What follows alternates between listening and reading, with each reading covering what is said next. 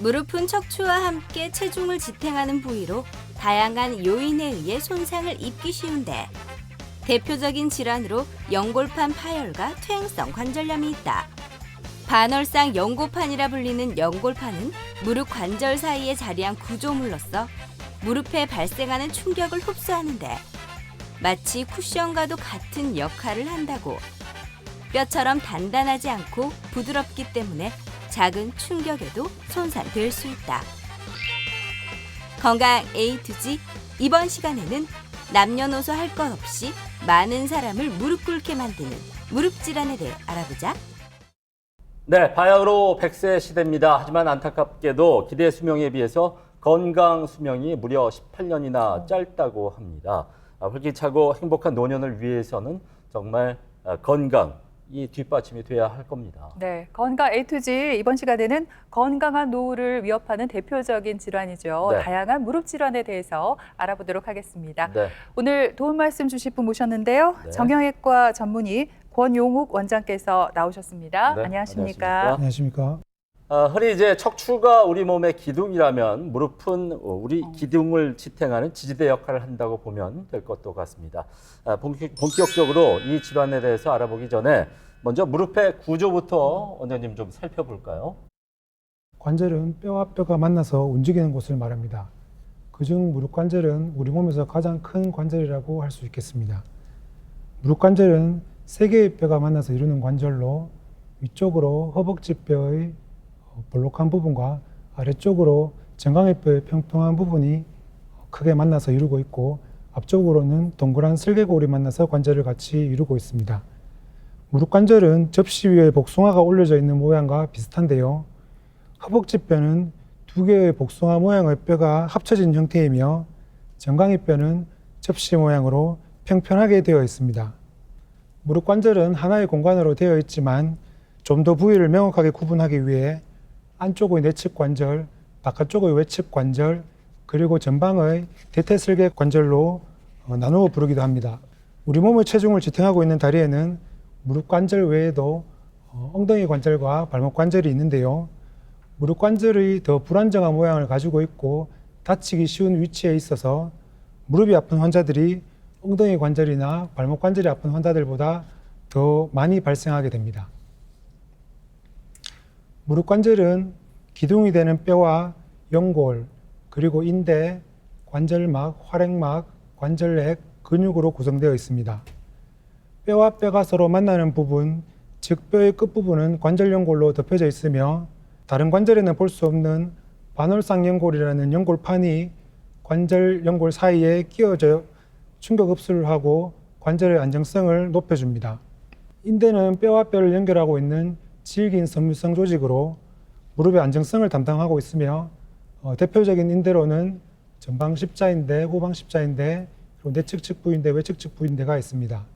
관절막은 무릎 관절을 감싸고 있으며 관절막의 안쪽 면을 활액막이라고 하며 여기서 관절액이 만들어지고 흡수가 되면서 관절액의 양을 조절하게 됩니다. 관절의 바깥쪽으로는 근육이 감싸고 있어 무릎의 움직임이 일어나고 무릎의 안정성을 높여주게 됩니다. 무릎 관절을 이루는 모든 구조물들이 각자의 역할이 있고 모두 중요하겠으나 무릎에서 가장 중요한 구조물이라고 하면 연골을 꼽을 수 있겠는데요. 무릎에는 관절 연골과 연골판이라고 불리는 반월상 연골이 있습니다. 즉 두 종류의 연골이 있겠습니다. 많은 환자분들이 이 연골과 연골판을 구별하지 못하고 계시는데요. 관절 연골과 연골판은 비슷한 연골을 하고 있지만 전혀 다른 구조물로서 각각의 구조와 특성을 이해하고 계시면 무릎 질환을 이해하는 데 많은 도움이 될 수 있겠습니다. 관절 연골은 뼈의 끝부분을 코팅하고 있는 부분이라고 생각하면 이해하시기가 좋을 것 같습니다.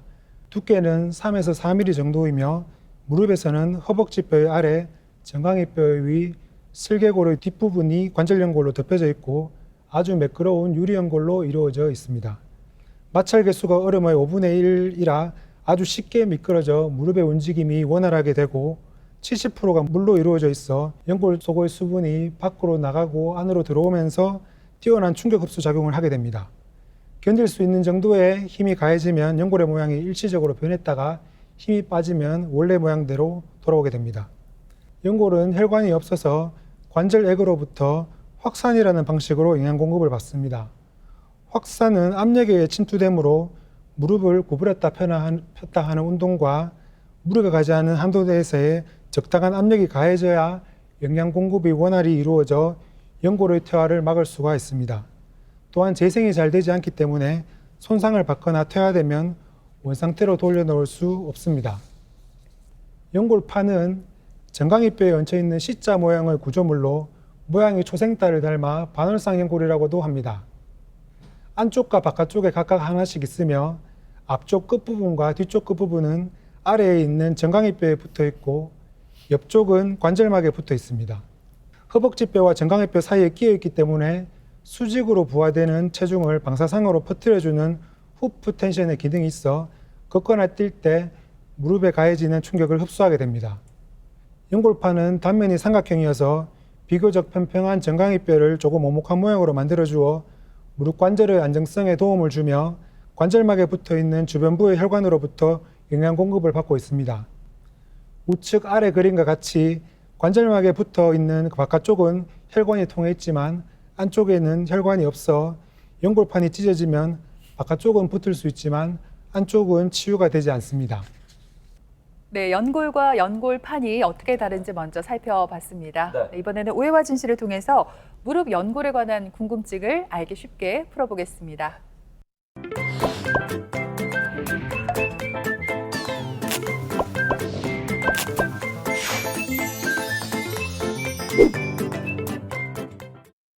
아 진짜 종수시네 정말. 아니 코로나 때문에 이게 밖에 나가지도 못하고 막 등산이라도 가고 싶은데 막. 자기야 지금 등산이 중요한 게 아니다. 사회적 거리두기 철저하게 실천해야지. 내 하나쯤이다 하는 생각 그런 생각 할 거 아니지. 알지. 모르나. 그러니까 집에 있지. 좀 있으면 가을인데 이게 시원한 바람이 불면 얼마나 나가고 싶어지겠노. 이럴 때 등산 탁 하면 진짜 좋은데. 그렇지. 이놈의 코로나 진짜. 안 그래도 언니 계속 뉴스 보고 있는데 이제 2단계 돌입이래요. 나가는 것도 진짜 조심해야 된다니까. 사람 많은데 가면 안 되고요. 그리고 가뜩이나 언니 이거 무릎도 안 좋은데 등산은 무슨 아니 무릎 안 좋은 사람은 올라가는 건 괜찮은데 내려올 때는 진짜 안 좋다니까요. 그러니까 자기야 자기 이제 곧 반백살이다 반백살. 무릎 관절 생각해야 될 때라고. 아니 내 무릎이 어때서? 내 아직 젊거든. 내 나이가 뭐. 하는 소리 진짜. 어르신들도 진짜 등산 잘만 하더만은. 아니 자기 원래 무릎 안 좋잖아. 원래가 안 좋으니까 하는 거지. 자기 진짜 그러다 관절염 걸린다 관절염. 내 무릎이 얼마나 튼튼한데. 등산 내가 2년 다녔나? 2년 다녔나? 10년 넘게 다녔다. 내가 등산할 때 얼마나 씩씩하게 잘 올라가는데. 어떤 소리하고 있잖아. 자기야 무릎 연골은 절반 이상 망가져도 모른다 하더라. 서서히 닳는 거라서 서서히. 그래서 자기도 이미 퇴행성 관절염 진행되고 있을 수도 있다니까. 그러니까 조심해야 된다고. 아우 진짜 요놈의 입을 진짜 퇴행성 관절염 좋아하네 정말. 내 아직 40대거든. 40대. 아직 멀었거든. 자기 허구한 날 등산 다니지. 그렇게 무릎에 안 좋다고 해도 걸레질 내가 하지 말라고 무릎에 안 좋다고 걸레질 하지 말라고 해도 물걸레 청소기 안 쓰지. 소파에 좀 앉아라. 앉아서 생활하라고. 소파에 앉고 이런 데 의자에 앉고 하라 해도 양반들에게 편하다고 바닥에 앉아가지고 있는 거. 그게 무릎에 안 좋은 거 다 하잖아. 맞네. 그런데다 언니 등산 못 간다고 답답해가지고 맨날 집에서 이렇게 꾸부정하게 해가지고 걸레질하고 그러면 이 무릎이 남아나겠어요. 관절이 다 닳지. 저는요 쉬면 병 나는 사람이거든요. 아주 부지런한 이 게으른 두 사람과는 완전 반대인 부지런한 사람이에요. 그러니까 그렇지. 진짜 말도 안 되는 소리하고 앉았네 정말. 청소라도 해야지 그러면. 집에서 그렇게 가만히 있나 그러면. 아유 몰라. 퇴행성 관절염 걸려가지고 인공관절 수술 한다 하면은 뭐 자기만 손해지 뭐. 그렇지.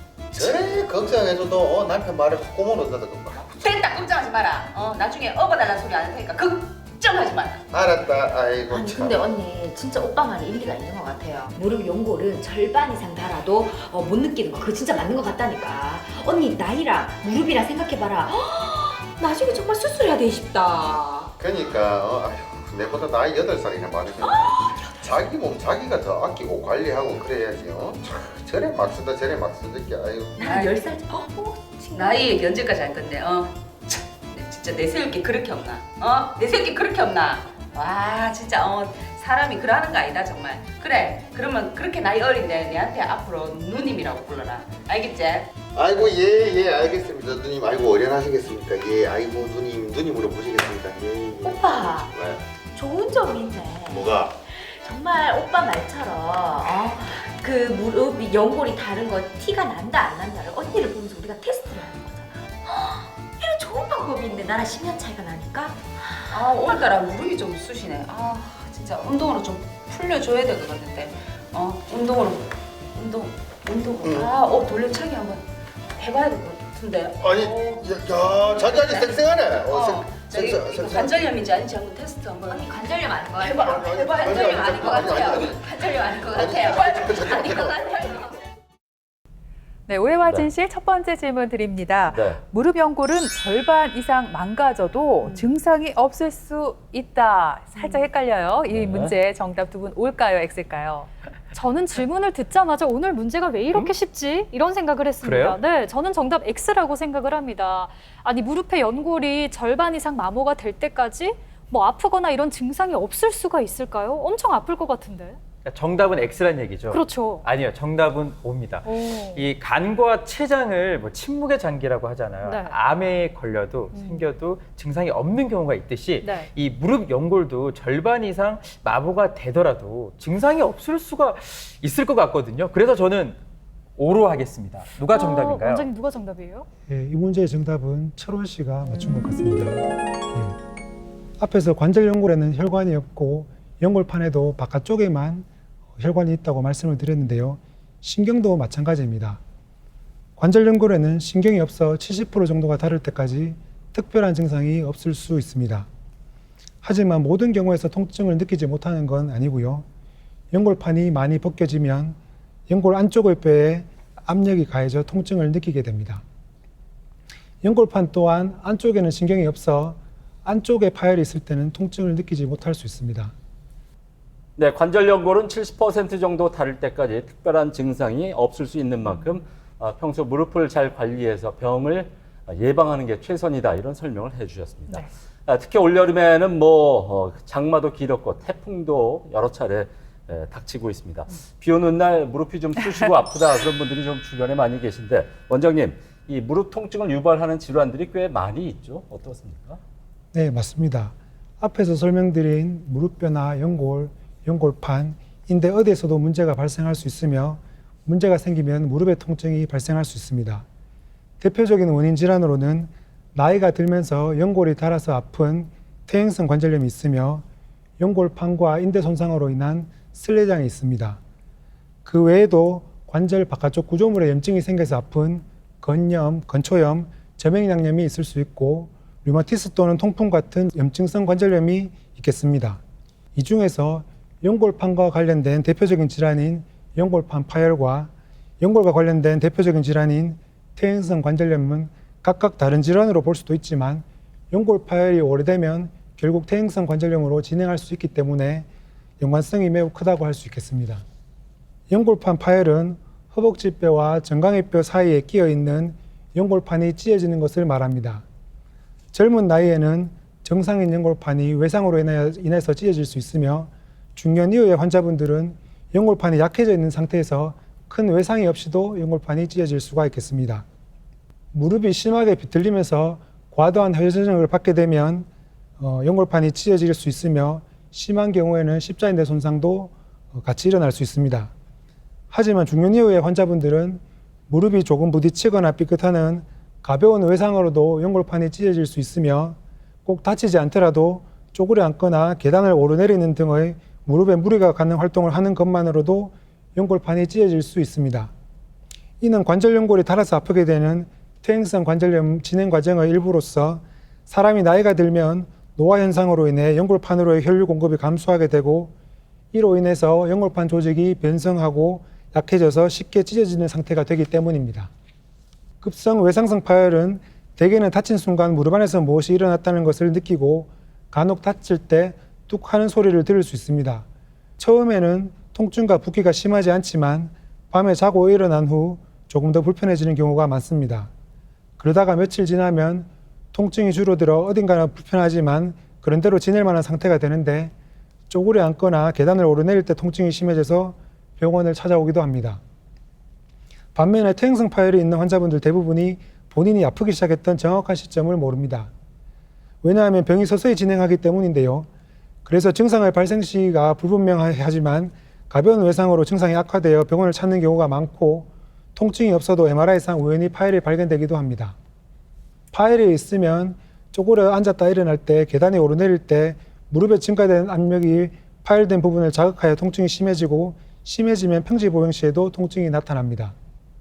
또한 무리를 하게 되면 무릎이 부을 수도 있겠고요. 파열된 부분이 제 위치에서 벗어나게 되면 통증이 심해지고 무릎을 구부렸다 폈다 할 때 운동이 원활하게 되지 못하는 걸림 또는 잠김 현상이 나타날 수 있습니다. 이는 연골판 파열의 매우 중요한 소견입니다. 네, 그렇다면 연골판이 파열이 됐는지 안 됐는지 알려면 또 좀 어떤 검사를 받아야 하는지가 참 궁금합니다. 정형외과에 가면 엑스레이 많이 찍잖아요, 원장님. 근데 또 제가 듣기로는 연골판의 파열은 엑스레이로는 또 알 수 없다고 하더라고요. 그럼에도 불구하고 엑스레이를 찍는 좀 특별한 이유가 있나요? 네, 연골판 파열의 진단을 위해서는 먼저 나이와 직업, 활동 정도, 외상 여부를 확인해 봐야 하겠고요. 그리고 사진과 같이 허벅지뼈와 정강이뼈 사이를 눌렀을 때 통증을 발생하는지가 중요한 검사 소견이 되겠습니다. 그리고 영상학적 검사로는 엑스레이라고 하는 단순 방사선 검사와 MRI, 그리고 진단 내시경 등을 해볼 수가 있습니다. 엑스레이는 정형외과에 방문하시게 되면 한 번쯤은 꼭 찍어보게 되는 사진인데요. 하지만 엑스레이 사진에는 연골판이 보이지 않기 때문에 연골판 파열의 진단에 도움이 되지는 못합니다. 그럼에도 불구하고 엑스레이를 찍어보는 이유는 이와 유사한 증상을 나타내는 뼈의 질환이 없다는 것을 먼저 확인해야 하기 때문입니다. 대표적으로는 뼈가 튀어나오고 관절 간격이 좁아지는 퇴행성 관절염 여부를 확인할 수 있습니다.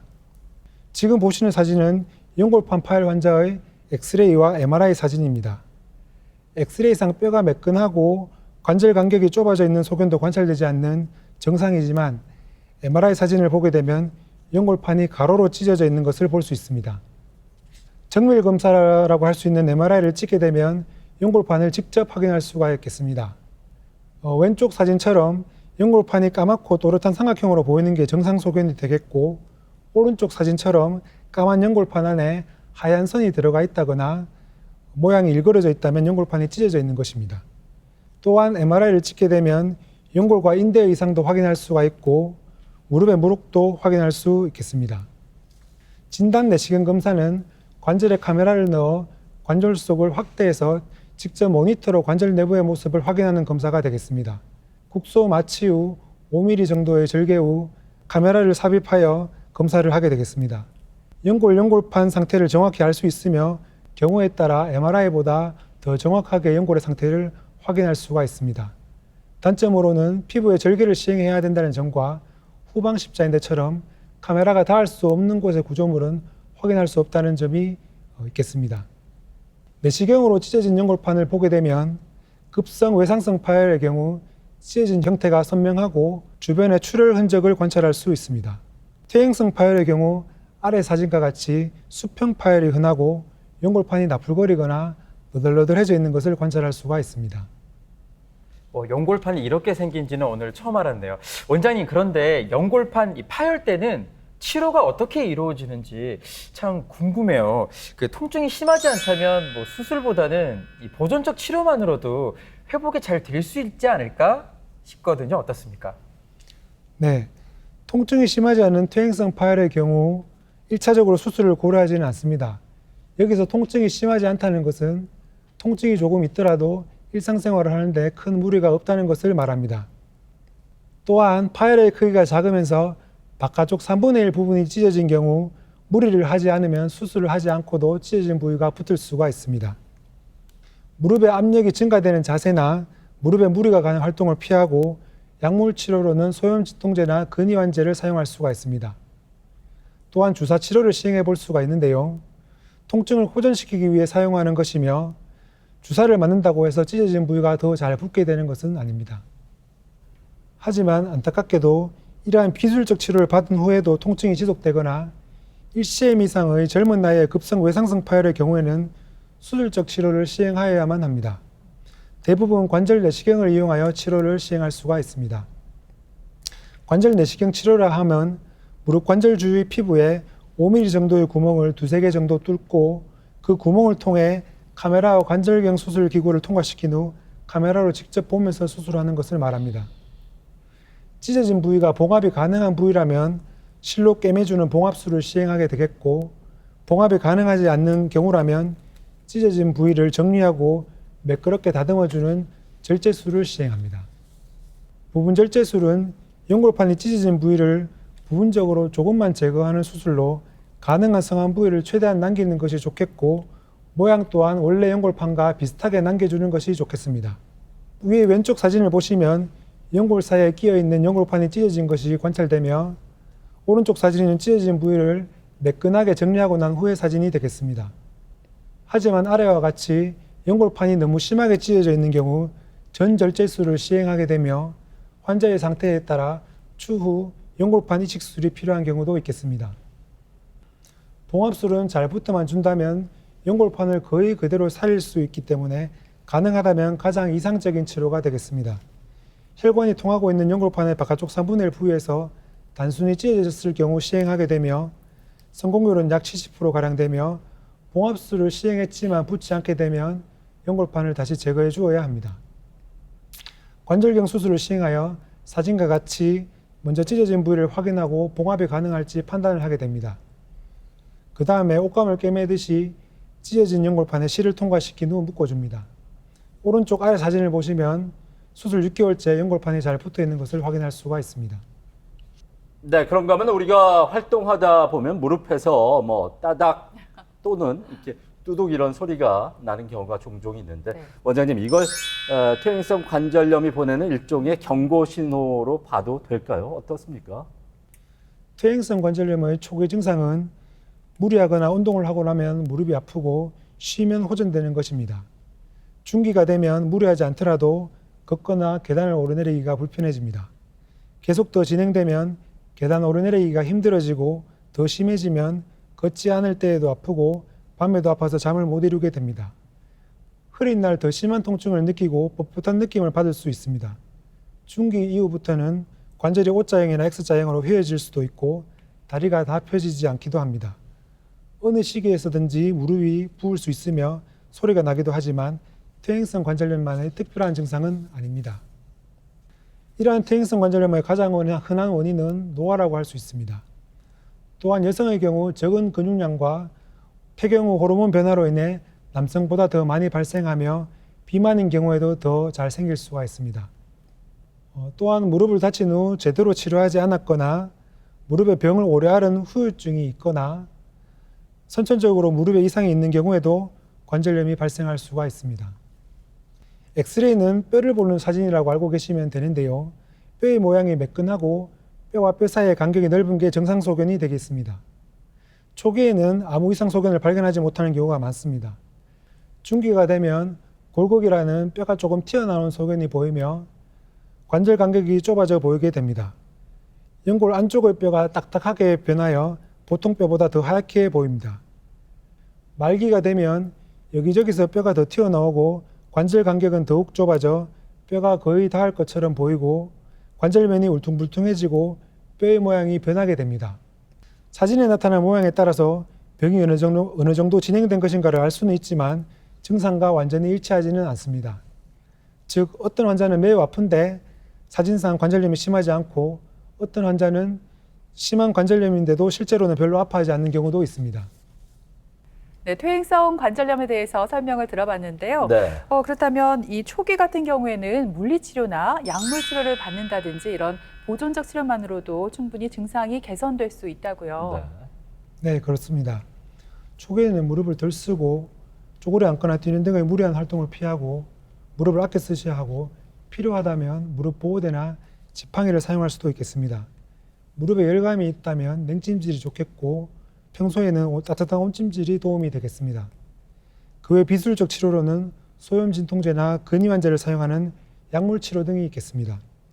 소염 진통제의 경우 흔히 진통 효과만 있다고 생각하고 복용을 거부하는 환자들도 많은데요. 염증을 가라앉히는 작용이 있어 관절 안의 염증을 감소시켜 화학적 마모에 의한 퇴행성 관절염 진행을 늦춰주므로 무작정 복용을 피할 필요는 없습니다. 그리고 주사 치료가 있는데요. 단기적으로는 가장 좋은 효과를 보이는 치료라고 할 수 있겠습니다. 가장 많이 사용하는 주사로는 연골 주사가 있습니다. 하이알루로닌산은 관절액의 주된 성분으로 이것을 관절에 주입하는 것입니다. 이 주사는 일주일에 한 번씩 3주간 맞으며 대개 6개월 간격으로 맞습니다. 일종의 관절 영양제라고 볼 수 있는데요. 관절의 마찰을 감소시켜주고 영양을 공급하며 노화를 방지할 목적으로 사용합니다. 하지만 연골을 재생시킨다는 증거는 없으며 초기나 중기 관절염에 효과가 있는 치료라고 할 수 있겠습니다. 또한 최근에는 DNA 주사도 많이 사용하고 있는데요. 주성분은 연어에서 추출한 폴리뉴클레오타이드라는 DNA 조각으로 물과 결합하면 부풀어 올라 젤리 같은 겔 상태로 변해 점탄성을 가지게 되어 관절의 마찰을 줄여 통증을 감소시켜 줍니다. 네, 그런가 하면 앞에서 설명해 주신 비수술적 치료로도 증상이 나아지지 않는다면 결국에는 수술이 불가피하잖아요, 원장님. 네. 수술 방법도 제가 여러 가지라고 들었습니다. 그리고 또 요즘에는 이 태아의 탯줄에서 뽑은 혈액으로 닳아 없어진 무릎 연골을 되살리기도 한다면서요. 네, 맞습니다. 안타깝게도 비수술적 치료를 받은 후에도 통증이 지속되는 경우에는 수술적 치료를 시행하여야 합니다. 퇴행성 관절염 환자에게 시행하는 대표적인 수술적 치료로는 관절 세척술 및 변연절제술, 미세천공술이나 줄기세포 치료로 알려진 연골 재생술, 그리고 휜다리 교정술로 알려진 절골술, 그리고 마지막으로 인공관절 치환술이 있겠습니다. 관절 세척술 또는 변연절제술은 관절경으로 너덜너덜한 관절면이나 연골판을 다듬거나 제거해서 매끄럽게 해주는 수술로 손상된 연골의 직접적인 자극을 줄여서 통증을 완화하기 위해 시행합니다. 초기 관절염에 유용하나 피부에 조그만 구멍만 2-3개 정도 뚫고 비교적 간단하게 시행할 수 있어 큰 수술이 두려운 중기나 말기 관절염 환자에게서도 증상 완화를 기대하며 1차적으로 시행해 볼 수 있습니다. 미세천공술은 연골을 재생시키기 위해 시행하는 수술로 오른쪽 사진과 같이 연골이 거의 다 벗겨진 부위에 구멍을 만들어주면 그 구멍 안쪽에 있는 골수에서 피가 흘러나와 피딱지를 형성하게 해줍니다. 그러면 골수에서 나온 줄기세포가 연골로 재생이 될 수가 있습니다. 하지만 이때 재생되는 연골은 원래의 유리연골과는 조금 다른 섬유연골 또는 유사유리연골이 되겠습니다. 연골 재생술은 예측이 불가능해서 환자분들에게 설명할 때 농사에 비유하는데요. 씨를 뿌리고 농사를 지으면 풍년이 들 수도 흉년이 들 수도 있듯이 아래 왼쪽 사진처럼 연골이 비교적 잘 살아나는 경우도 있고 아래 오른쪽 사진과 같이 구멍이 난 부분에서만 연골이 조금 살아난 경우도 있습니다. 아무래도 재생 능력이 좋은 젊은 환자들에게서 더 효과가 좋은 치료 방법이 되겠습니다. 다음으로 환자분들이 많은 관심을 가지고 있는 줄기세포 치료가 있습니다. 줄기세포 치료를 주사 치료로 알고 계시는 분들도 많은데요. 줄기세포 치료는 미세천공술과 거의 유사한 수술이라고 이해하시면 될 것 같습니다. 차이점은 미세천공술은 내 몸속에 있는 줄기세포를 나오게 해서 연골을 재생시키는 것이고 줄기세포 치료는 내 건 아니지만 나의 연골로 재생될 수 있는 제품화된 줄기세포를 사용하는 것입니다. 성인이 되면 몸속에 줄기세포가 많지 않기 때문에 제품화된 줄기세포를 사용하게 되면 많은 수의 줄기세포를 넣어줄 수가 있습니다. 따라서 연골 재생 가능성을 더 높여줄 수 있겠습니다. 병원에서 수술 시 사용하는 줄기세포는 태아의 탯줄에 들어있는 혈액에서 분리 배양한 것으로 유리연골로 재생된다는 장점이 있습니다. 오른쪽 사진을 보시면 상안부의 연골을 깨끗이 정리하고 미세천공술 시보다 좀 더 큰 구멍을 만들어준 뒤 줄기세포를 넣어주고 1년 6개월 뒤 정상 연골과 매우 유사한 연골이 잘 재생되어 있는 것을 관찰할 수 있습니다. 대부분의 병이 그러하듯이 무릎의 연골판 연골 질환도 초기에 정확한 진단과 적절한 치료가 이루어지고 주기적인 경과 관찰 및 관리가 이루어진다면 큰 수술을 시행하지 않고도 안 아프게 잘 지내실 수가 있습니다. 무릎에 통증이 생기시면 일단 휴식을 취해 보시고 그래도 통증이 호전되지 않는다면 가까운 정형외과를 방문하셔서 무릎 통증을 날려버리시길 바라며 또 그렇게 도와드리도록 하겠습니다. 네, 이렇게 지금까지 들으신 것처럼 무릎 연골은 혈관이 없기 때문에 한번 손상되면은 스스로 재생될 수가 없습니다. 그런 만큼 예방과 조기 발견이 무엇보다 참 중요합니다. 네, 무릎이 아플 때 파스나 찜질 등으로 버티시는 분들이 많은데요. 네. 참는 게 능사가 아니라는 점 기억해 두시기 바랍니다. 네. 지금까지 이 시간 도움 말씀에 네. 정형외과 전문의 권용욱 원장께서 수고해 주셨습니다. 오늘 네, 고맙습니다. 고맙습니다.